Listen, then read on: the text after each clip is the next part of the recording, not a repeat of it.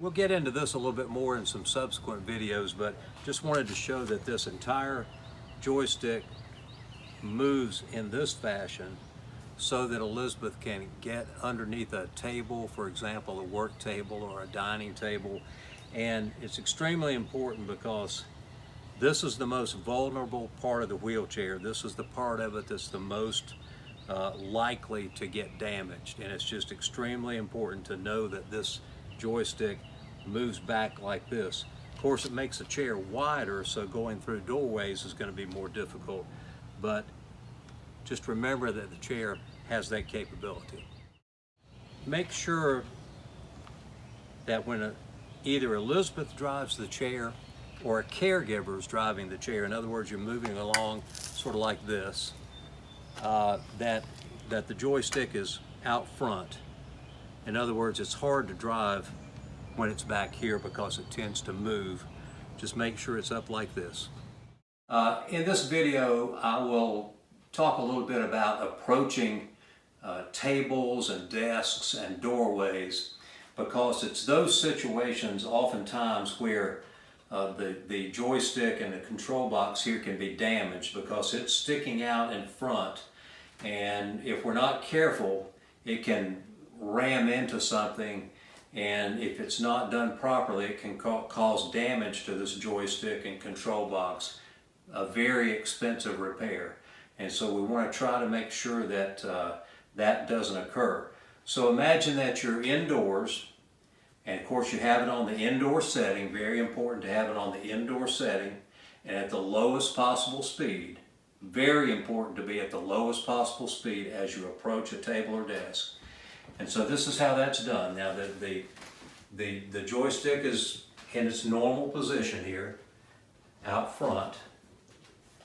But as I approach the table or desk, and there'll be varying heights. So this particular one is a kitchen table or a dining room table. And as I approach it, get within about maybe half a foot or a foot, and then move the joystick back, and then come up, and then that way Elizabeth can get close to the table. But you can see if I had the joystick up, it would have contacted the table and potentially damaged it. So just very important to have that joystick pushed back. And I'll show you just a little bit closer how that's done. It's pretty easy. Just move it like this. You don't have to press any switch or anything. It's all just done by touch. Just very light touch. Just move it like that. Just be very, very careful with it. Don't put too much pressure on it. Don't lean on it. Don't push down on it. So that's how that works. In the course of using Elizabeth's chair, you're going to encounter many, many doorways. And they're all going to be different. They're all going to be a little bit narrower or wider. Some of them you'll be able to pass through and no issues at all. But here's a doorway where it's not extremely narrow, but somewhat narrow. And the main thing I want to emphasize here is to keep this joystick away from the edge of the door. You want to make sure that you got plenty of room, because you can see that if you get over too close, this joystick is going to hit the door, and again it will cause damage.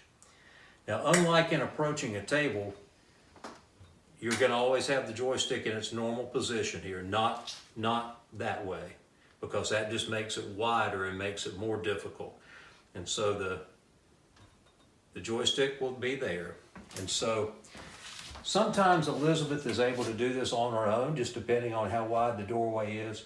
But if it's somewhat narrow, it's good to give her a little bit of assistance.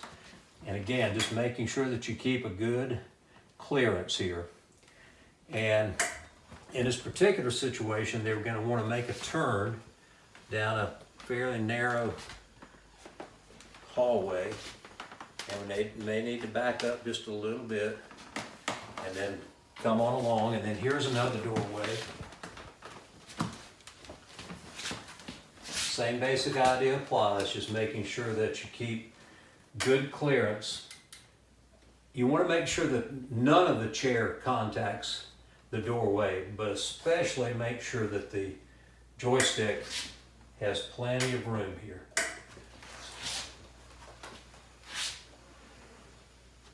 So that's how that works. And anytime that you're indoors in a situation like this where we're going to be approaching doorways, just make sure that the chair is on the indoor setting on the lowest speed possible. That way you don't have really fast, abrupt starts, and you're able to negotiate the turns and the twist a lot easier. On the indoor setting, lowest speed possible.